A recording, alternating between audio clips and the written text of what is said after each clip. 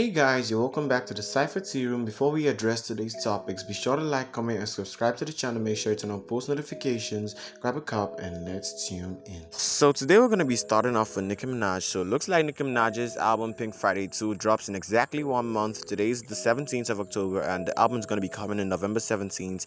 Now I don't need to ask y'all if y'all are excited for this album. I know you are, so I want y'all to spam me Pink Friday 2 in the comments below. Please do that for me, okay? And it looks like Nicki Minaj revealed in a letter to her fans that she wanted to name her album the Pink House before she chose to use Pink Friday 2. Now, whatever the album was going to be called, I don't care about the title. All I know is that I knew that it's going to be good music. I knew it was going to be good music throughout, and I'm expecting this album, especially ever since I heard that Bam Bam record. The snippet of that song sounds so fire. So I want y'all to get ready for Nicki Minaj's next era, but get ready to make this album do great numbers, okay? Now, moving on from that though, looks like Cardi B was in the new campaign for the new Skims line launching soon, and Cardi B is looking stunning in this Skims product. Now, Cardi B, I've always seen her wearing Skims, so I think this is well deserved that she's finally going to be getting a paycheck from them instead of just buying and purchasing from them, okay? Now, Cardi B, if anything, the hair looks absolutely flawless. I want to know who's doing Cardi B's hair. I think they should get a bigger paycheck because this hair stood out in the whole photo shoot, okay? Now I like this stuff. Now let me know if y'all gonna go and be copying your Skims or not. But it looks like they were facing some kind of backlash because Kim Kardashian posted when she posted Cardi B's pictures for the campaign, she talked about Cardi B being a Grammy-winning artist, and I'm like, why the hell do you even have to add that in your campaign? Do you even have to add that?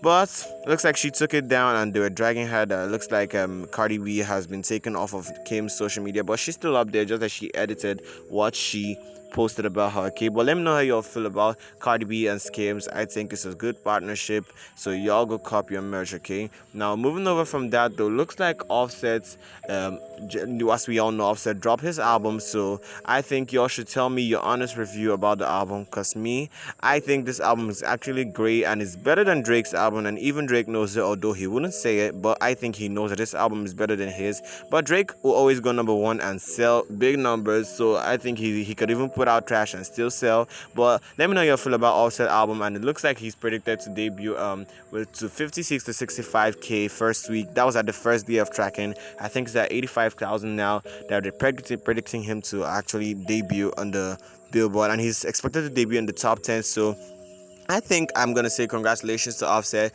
It's not really big, but then again, Offset is not really a big artist. The Migos were big, but Offset on his own individually is not a big artist. But I think Offset is doing decent numbers, and I love the rollout for this album. I actually had the best rollout of any album this year, so I'm gonna give Offset his stands where his stands are due. And I actually like some songs of that album.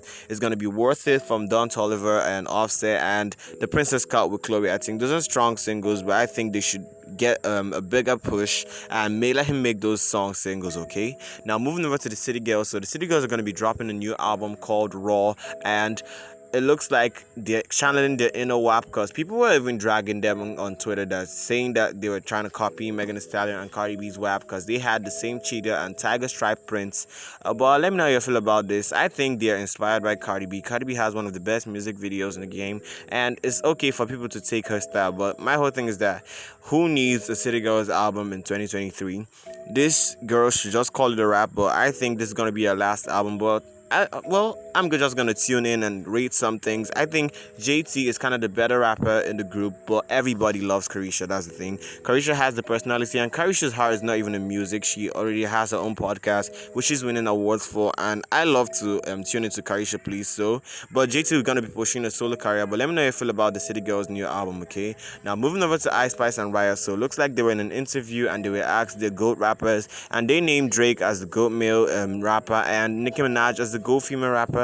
And she was also asked, like, what is the Nicki Minaj GOAT song, and she says Win Again. Now a lot of people were speculating that she was trying to shade Cardi B, because there's this video clip of Cardi B when she was still a Nicki Minaj fan singing when Nicki Minaj's Win Again lyrics. But I don't think Ice Spice is shading Cardi B. I don't know why she would be shading Cardi B, because Cardi B doesn't really come out on her way to shade Ice Spice. But if y'all feel like this was shade, let me know how you feel about it. But I think Ice Spice is just a fan of Nicki Minaj, so I don't think she's shading Cardi B necessarily. She's just making comments on what she thinks. Okay.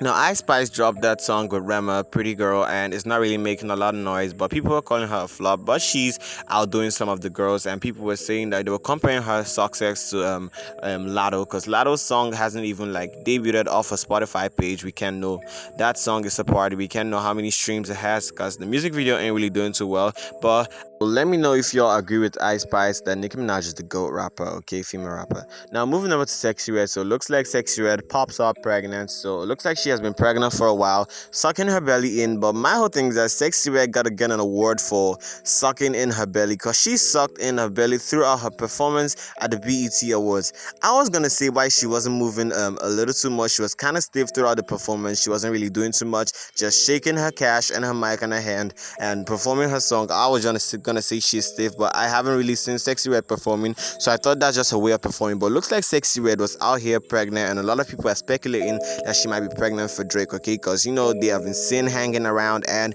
they have that song called Rich Baby Daddy, and I think that this is gonna kind of make that song rise in the chart, because it's already Sexyred's highest charting single.